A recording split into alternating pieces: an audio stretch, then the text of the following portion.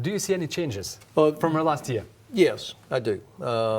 You've made progress on the development of the national division, to have a warfighting division. I think this is important. Of course, you've got to recruit women and men to serve in this structure. So I think recruiting is a challenge. It is for all of us, especially when the economy is good. I think that a couple of areas that deserve more attention is the relationship with Poland. You know, when we think about the famous Suwałki corridor and how important it will be to keep that corridor open between Poland and Lithuania, then you can't have Lithuanian troops on one side and Polish troops on the other not working together. I mean, even the idea of if you had a Polish battalion, for example, that was inside Lithuania, the way we have a German brigade that's going to be inside Lithuania, that might be a way to strengthen this cooperation. But another thing that is finally getting a lot more attention is what's behind you, the Baltic Sea. Recently, in January, President Stubb invited all the heads of government and state in the Baltic, all the Baltic countries, to come to Helsinki to talk about this constant sabotage, constant attacks by Russia, destroying undersea infrastructure. This is war. That doesn't mean you have to shoot missiles back, but this is war. The Russians do not act like war, not at war. It's constant war, just using different tools. Mm-hmm. And I think we like to think, we prefer to think we're not really at war, so you can't do anything. Of course you can do something. Start seizing these ships the way Finland did. Seize them, conduct inspections, find out that they're not properly insured, they're terribly unsafe. There's an environmental disaster waiting to happen that will wreck Lithuania's coastline. These are the things, and of course the Russians will scream like crazy about it. So what? Okay, they only respect strength, and if we are so worried about constantly not provoking the Russians, then they will just continue to do this.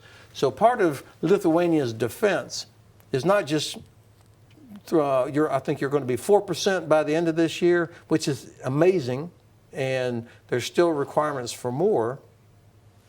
So you're moving in the right direction on investment and on growing the force, but the other aspects of defense, Baltic Sea, your border with Poland, and then of course, as we talked about last year, a strong, resilient society where people are prepared because their leadership, the elected officials, told Lithuanian people, as adults, there's a very real threat.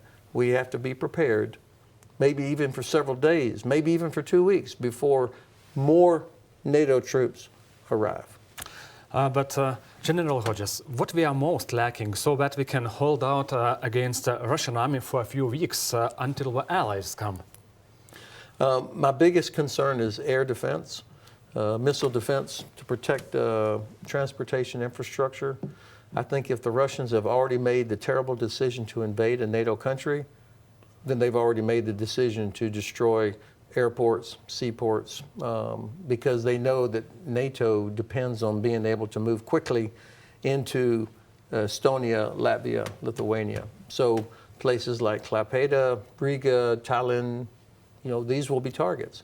So having enough air and missile defense, that doesn't mean that Lithuania has to go out and buy a whole lot of Patriot. That's not feasible.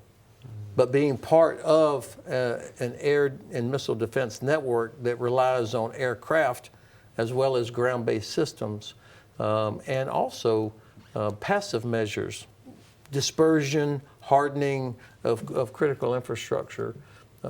I think this is just as important to defense as making sure that the Iron Wolf Brigade has the most modern equipment.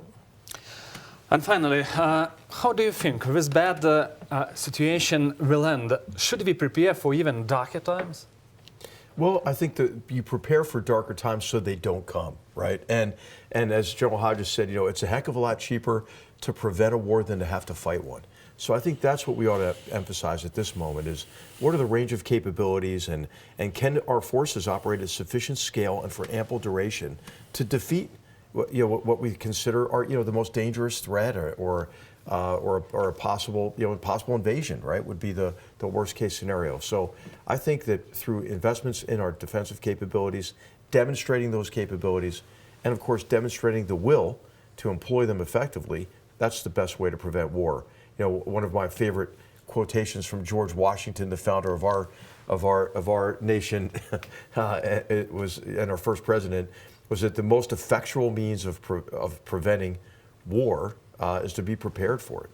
And my last question, General Hodges, how do you think, if we have a peace or ceasefire in Ukraine, Baltic states will be the next target for Russia? If the ceasefire fails, I mean, if Ukraine fails, then yeah, I think, exactly what HR said. I mean, Russia has made it very clear they want to reestablish the empire. They talk openly about Estonia, Latvia, Lithuania, Moldova, Georgia, as well as Ukraine.